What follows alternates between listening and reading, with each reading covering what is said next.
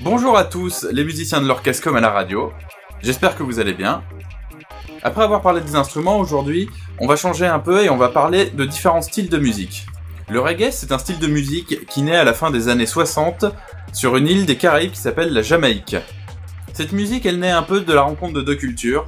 La culture jamaïcaine, évidemment, avec la culture anglo-saxonne, c'est-à-dire les États-Unis et l'Angleterre. Parce que le reggae, c'est une musique qui prend des éléments de la musique traditionnelle jamaïcaine, qu'on appelle le mento. Jamaica, Jamaica, yeah. I want to remember, darling. Jamaica, Jamaica, la la la, I have an unfailure. Et des musiques qu'on pratiquait à ce moment-là en Amérique et en Angleterre, c'est-à-dire le rhythm and blues,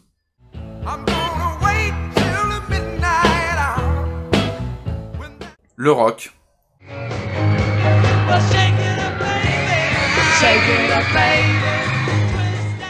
et tout cela va se passer parce que dans les années 60, les vinyles qui sont produits aux États-Unis et en Angleterre commencent à arriver en Jamaïque, ainsi que les instruments de musique les plus modernes, c'est-à-dire la batterie, la guitare électrique, la basse électrique, les premiers claviers, les orgues. Et le reggae, c'est ça finalement, c'est la confrontation de la tradition jamaïcaine avec toutes ces nouveautés venues d'ailleurs. Dans le reggae, on va retrouver principalement les instruments que l'on trouvait dans la musique aux États-Unis à ce moment-là, c'est-à-dire de la batterie, de la basse, de la guitare électrique, des claviers,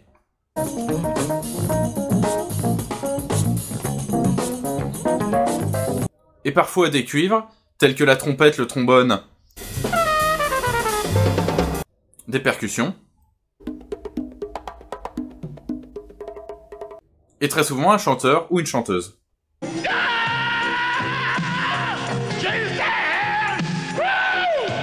Ce sont des instruments qu'on retrouve dans plein d'autres styles de musique de l'époque, tels que la funk, le rock, le rhythm and blues. Mais ce qui va différencier le reggae, c'est la manière de jouer ces instruments. Tout va commencer par la batterie qui effectue des rythmes très particuliers, propres au reggae, que l'on appelle rhythm, parmi lesquels il y en a 3 principaux. Le one drop ou one step, appelé comme ça parce qu'il n'y a qu'un appui joué par la grosse caisse qui se situe sur le 3e temps. Le rocker, appelé comme ça parce qu'il s'inspire largement des rythmiques qu'on trouve dans le rock à l'époque. Et le stepper, où on va mettre la grosse caisse sur tous les temps. Il y a ensuite la basse électrique, qui va jouer ici quelque chose de plutôt mélodique, et avec un son très sourd et chargé de basse.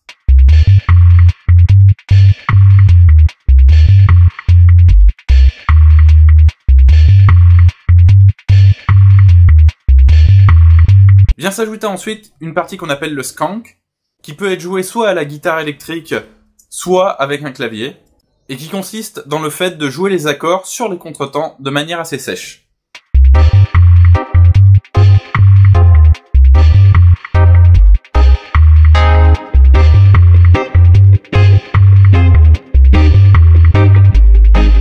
Ça, ce sont les 3 éléments de base pour faire de la musique reggae. Mais on peut aussi ajouter d'autres instruments et d'autres techniques très fréquentes dans le reggae.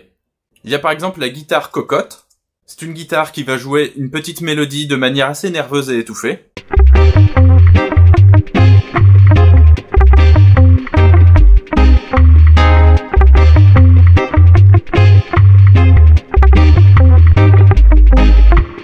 Il peut y avoir un orgue qui va jouer ce qu'on appelle une rythmique bubble, qui consiste en alternant les accords à la main droite et à la main gauche.